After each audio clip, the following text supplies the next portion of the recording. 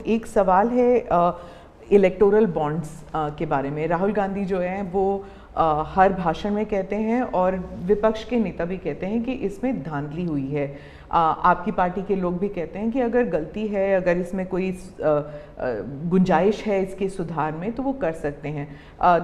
क्या ये गलत फैसला था इलेक्टोरल बॉन्ड्स का? पहली बात है कि हमारे देश में लंबे अरसे से चर्चा चली है कि चुनावों में काला धन एक बहुत बड़ा खतरनाक खेल हो रहा है। देश के चुनावों को काले धन से मुक्ति मिले, इसके लिए कुछ करना चाहिए। चर्चा लंबे समय से चल रही है।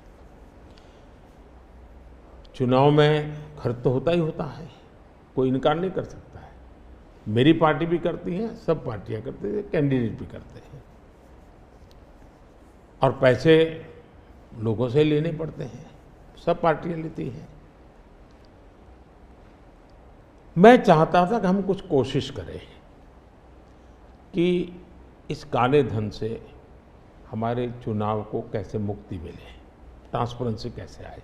एक प्रामाणिक पवित्र विचार मेरे मन में था।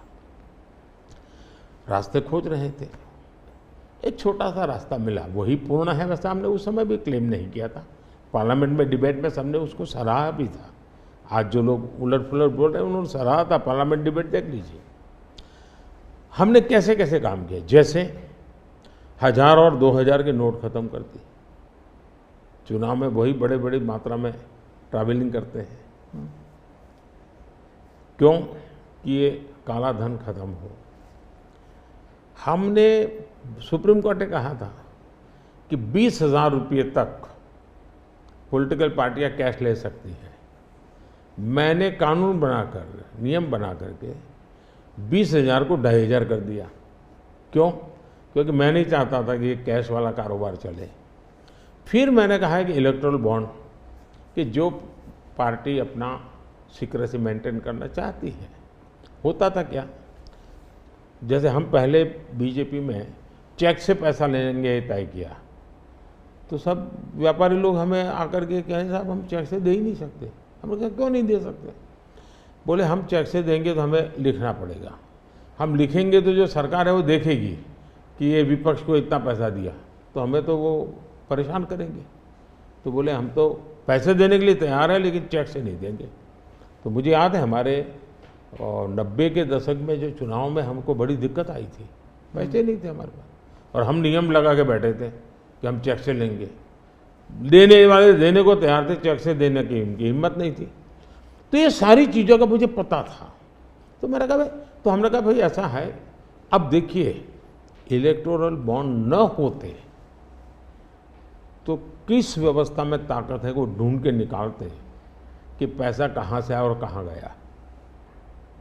ये तो इलेक्टोरल बॉन्ड की सक्सेस स्टोरी है कि इलेक्टोरल बॉन्ड थे तो आपको ट्रेल मिल रहा है मनी का, कि किस कंपनी ने दिया, कैसे दिया, कहाँ दिया। अब उसमें अच्छा हुआ बुरा हुआ वो विवाद का विषय हो सकता है, इसकी चर्चा हो। मुझे जो चिंता है वो, मैं ये कभी नहीं कहता हूँ निर्णय में कोई कमी नहीं होती है। निर्णय तो चर्चा कर सीखते हैं, सुधारते हैं, इसमें भी सुधार के लिए बहुत संभावना है।